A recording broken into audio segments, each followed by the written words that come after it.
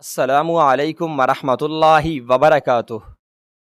بیٹی کی پیدائش کے بعد میری بیوی بانجھ ہو گئی۔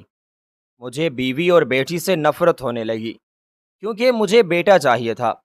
میری بیٹی رات کو روتی تو میں نے ماں بیٹی کو کمرے سے باہر نکال دیا اور آرام سے سوتا۔ ایک رات بیوی نے زور سے دروازہ بجایا۔ جب میں باہر گیا تو میری بیٹی درد سے چیخ رہی تھی اور بیوی بولی، بیٹی کی طبیعت بہت خراب ہے۔ میں نے کہا صبح ڈاکٹر کے پاس لے جاؤں گا اور دروازہ بند کر کے سو گیا۔ اگلی صبح ناشتے کی آواز لگائی تو میری بیوی نہ آئی، تو میں نے ساتھ والے کمرے میں دیکھا تو میری روح لرز گئی۔ میری بیوی اور بیٹی، میں نے کبھی بھی نہیں سوچا تھا کہ مجھے اپنی جان سے پیاری بیوی اور راج دلاری بیٹی سے اس قدر نفرت بھی ہو جائے گی۔ ارے میں تو ان پر جان چھڑکا کرتا تھا، پھر کیسے میرے دل میں ان کے لیے اس قدر نفرت بھر گئی کہ میں اتنا بڑا قدم اٹھانے پر مجبور ہو گیا۔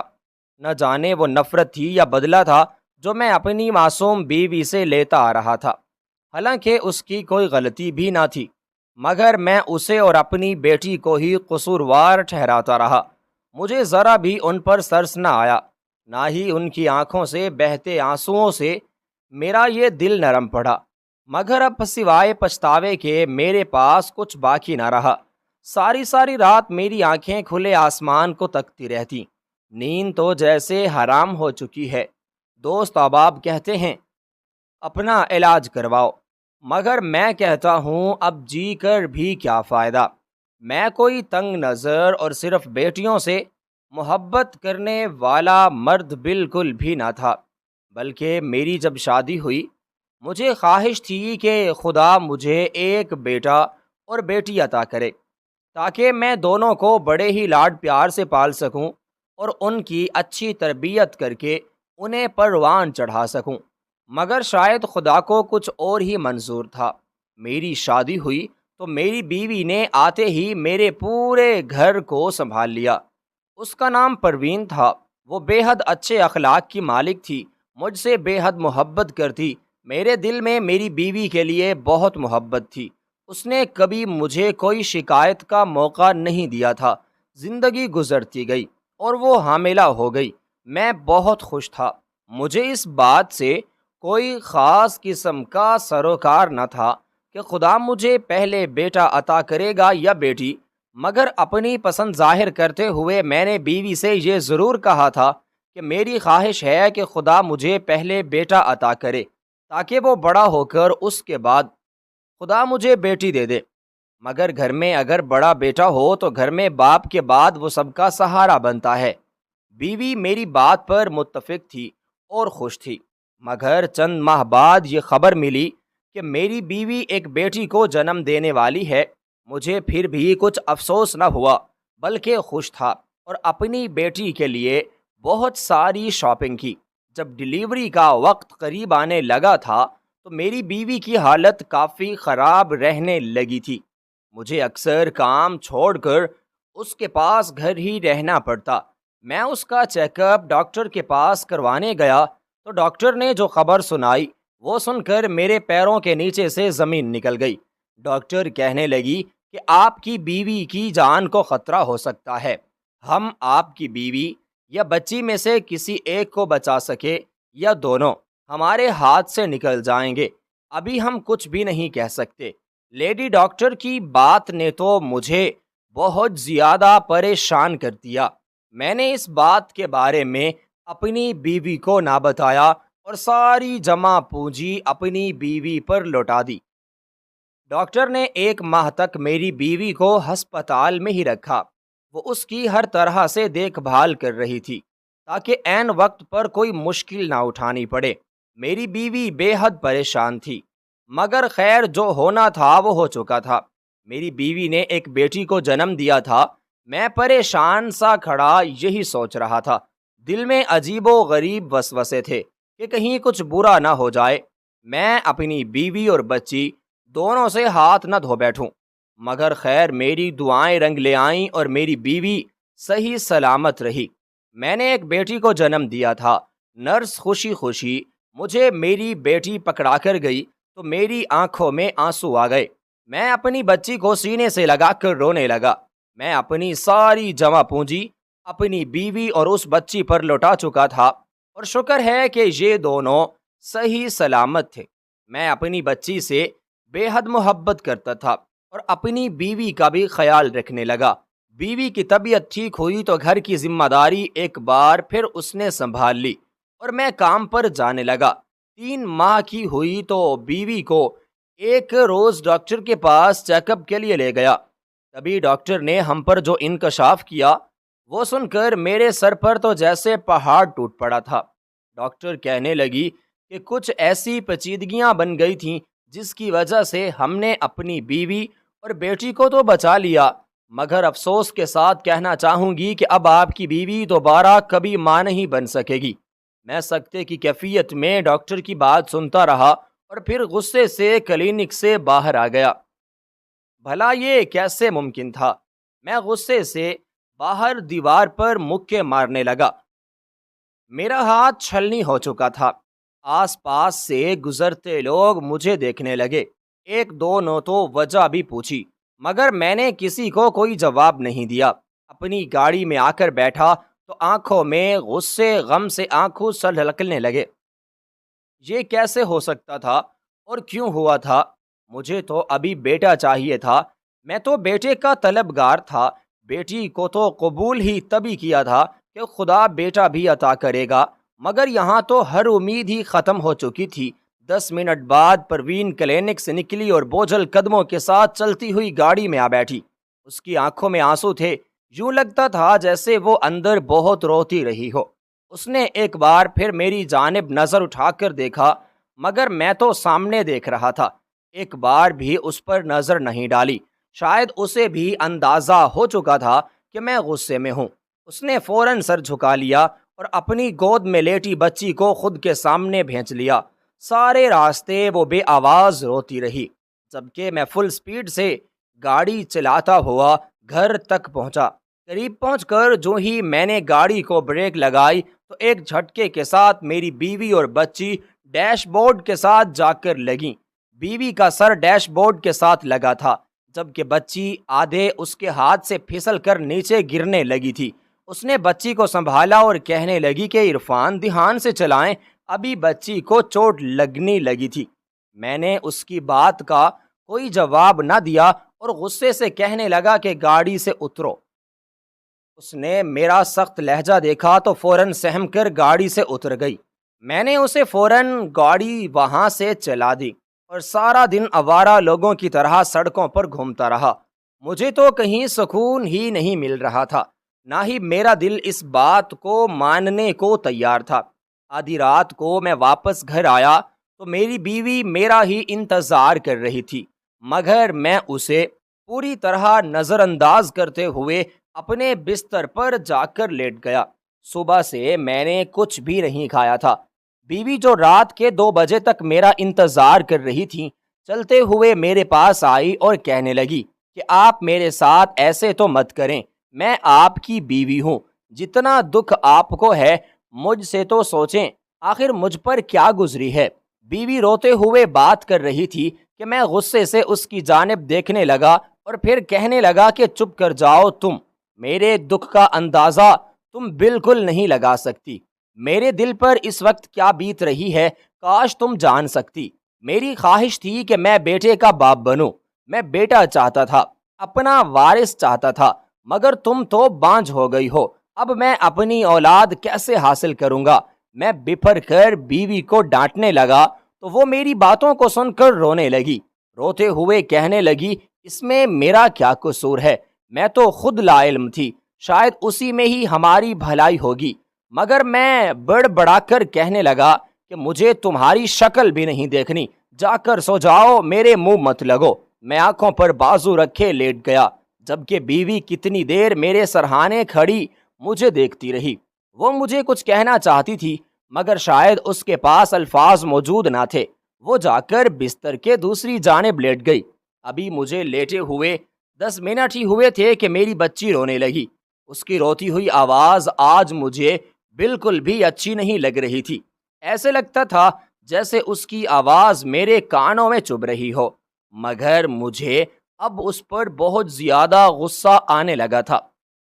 جب صبر کا پیمانہ لبریز ہو گیا تو وہاں سے بیوی کو چلا کر کہنے لگا کہ تم اسے چپ کیوں نہیں کروا رہے؟ مجھے صبح کام پر بھی جاتا ہے، میری نیند یہ خراب کر رہی ہے۔ بیوی نے جب یہ سنا تو کہنے لگی کہ بچی ہے، روزانہ ہی اس وقت روتی ہے، پتہ نہیں کیا مسئلہ ہے، اب میں اسے کیسے چپ کراؤں؟ یہ تو مجھ سے پہلے ہی رہی ہے۔ میں غصے سے اٹھا اور تکیہ اٹھا کر بولا کہ تم سے تو یہ معصوم بچی بھی نہیں سنبھالی جا رہی، میں جا رہا ہوں دوسرے کمرے میں، اس کو چپ کرواؤ، اگر وہاں تک اس کی آواز آئی تو مجھ سے برا کوئی نہیں ہوگا۔ بیوی بے یقینی سے میری جانب دیکھ رہی تھی، شاید اسے ابھی تک یقین نہیں آ رہا تھا کہ آخر میرا رویہ اس قدر بدل بھی سکتا ہے۔ میں جا کر دوسرے کمرے میں لیٹ گیا۔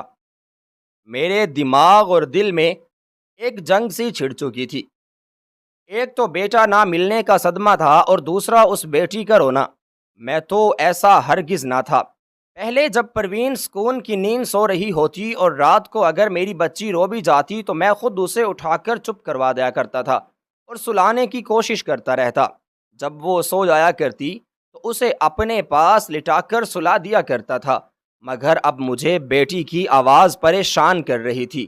دل میں اس قدر نفرت سی بھرنے لگی کہ اگلے چند ہی روز میں میرا رویہ اپنی بیوی اور بچی سے بے تحاشا کڑتا چلا گیا۔ مجھے اپنی بیوی کے ساتھ ساتھ اپنی بیٹی سے بھی نفرت ہونے لگی تھی۔ نہ ہی میں ان سے بات کرتا اور نہ ہی اپنی بیٹی کو اٹھاتا تھا۔ ایک روز جب میں گھر لوٹا تو میری بیوی کافی پریشان تھی۔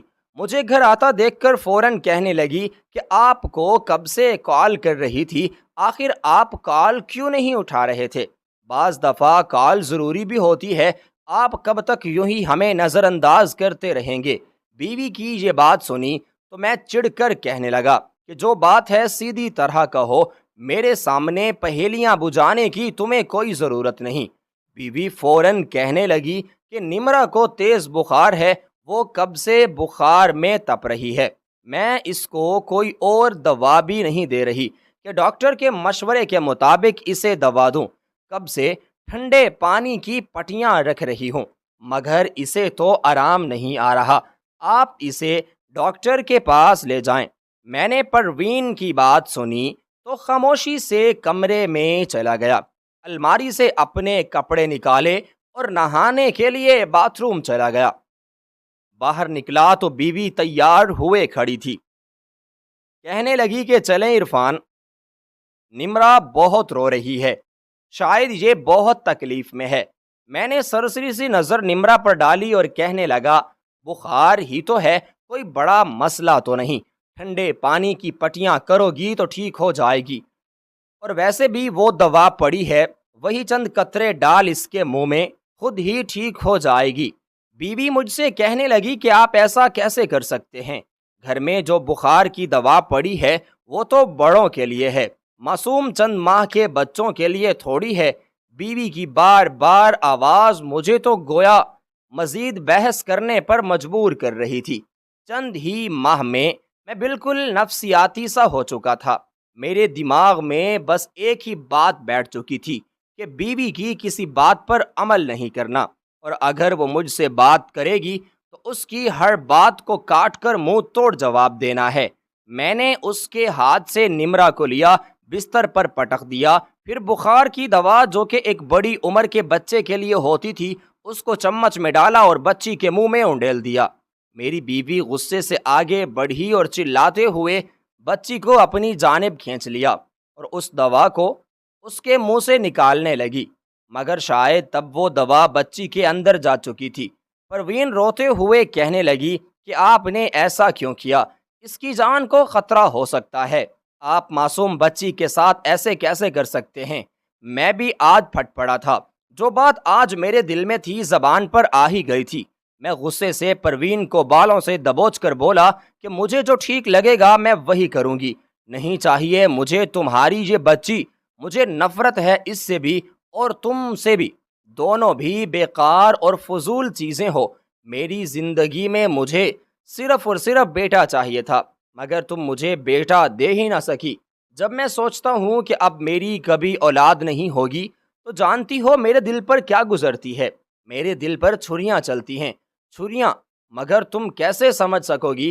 ایک باپ کی خواہش یہی ہوتی ہے کہ وہ ایک بیٹے کا باپ بنے، اور جو بڑا ہو کر اس کا بازو بنے اور اس کا سہارا بنے، اس کا نام روشن کرے۔ مگر تم نے میرا ہر خواب مجھ سے چھین لیا، اور اس کے باوجود میں تم سے محبت اور پیار سے بات کروں۔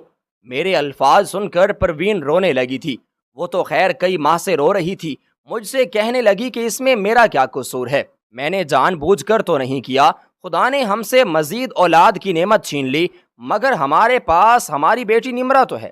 آپ اس کی قدر کرو، یہ تو خدا کی طرف سے بھیجی گئی رحمت ہے۔ مگر میں اسے بستر پر پٹک کر بولا کہ اپنی زبان بند رکھو، مجھے کوئی رحمت نہیں چاہیے۔ بیوی صدمے سے مجھے دیکھتی رہی، خاموشی سے روتی رہی اور بچی کے منہ سے دوا صاف کرتی رہی، اور پھر کچھ دیر خاموش رہنے کے بعد بولی، اگر آپ کو بیٹا ہی چاہیے تو آپ کو اجازت ہے، آپ جا کر دوسرا نکاح کر لیں، دوسری شادی کر کے دوسری بیوی گھر لے آئیں اور اس سے جتنے مرضی بیٹے پیدا کر لیں۔ بیوی کی اس بات نے تو جیسے میری غیرت کو للکار دیا تھا۔ میں مزید مشتعل ہوتا گیا۔ میرا غصہ 7ویں آسمان پر پہنچ گیا۔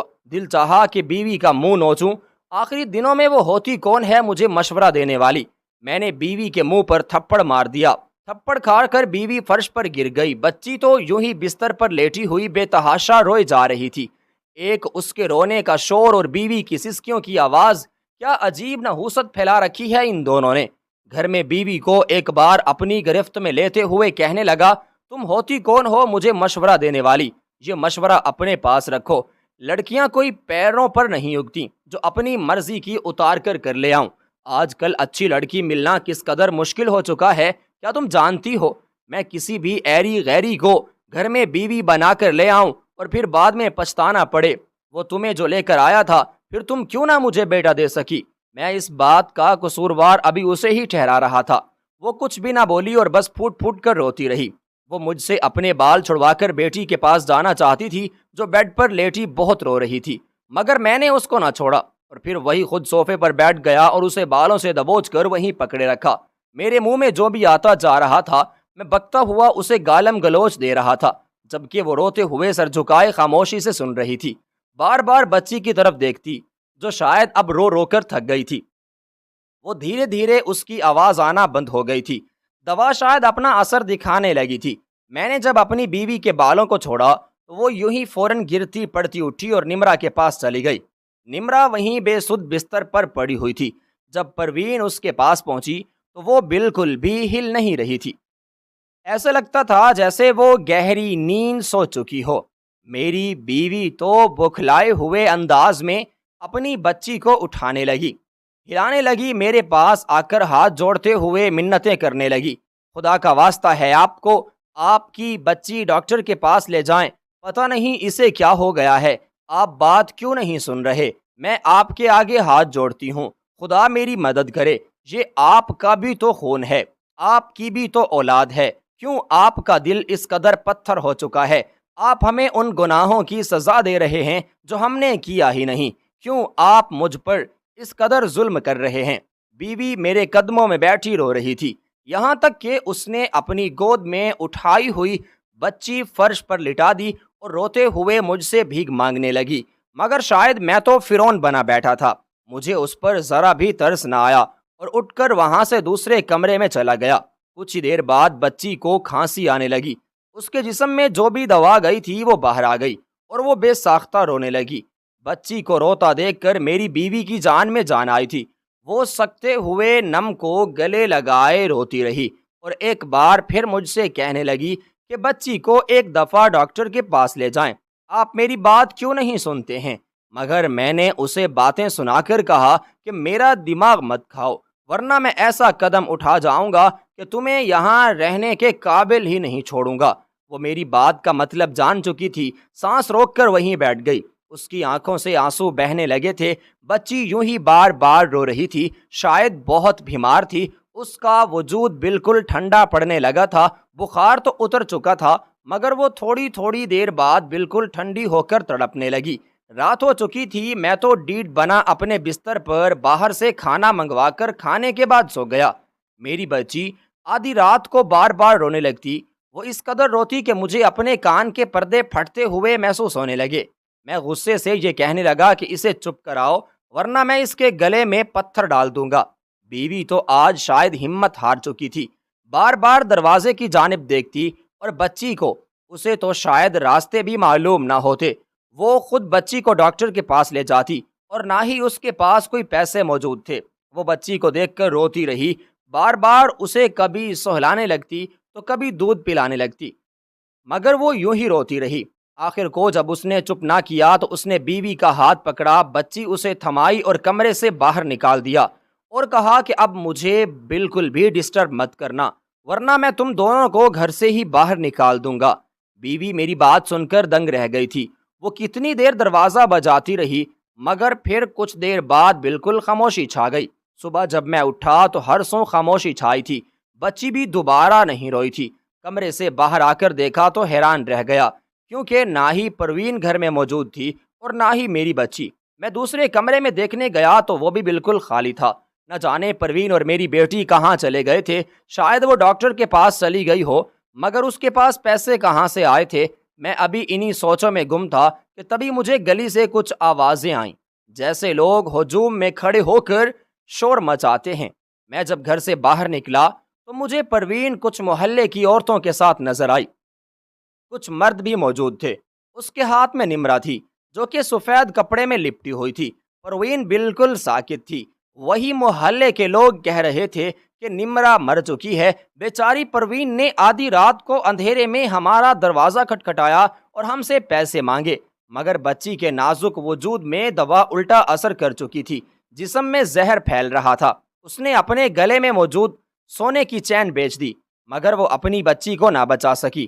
میں نے جب یہ سنا تو ایک پل کو دھچکا سا لگا۔ نمرہ کے ساتھ گزرا وقت مجھے یاد آنے لگا۔ میں بھیگ کر گیا، پروین کے ہاتھ سے نمرہ کو لینے لگا، مگر اس نے مجھے جھٹک کر خود سے دور کر دیا۔ اس نے نمرہ کی میت کو اپنے گھر بھی نہ رکھا، بلکہ پڑوس کے ہاں ہی نمرہ کی میت رکھی اور پھر محلے داروں نے ہی اسے دفنایا۔ یہاں تک کہ پروین نے مجھے نمرہ کی میت کو بھی ہاتھ لگانے نہ دیا تھا۔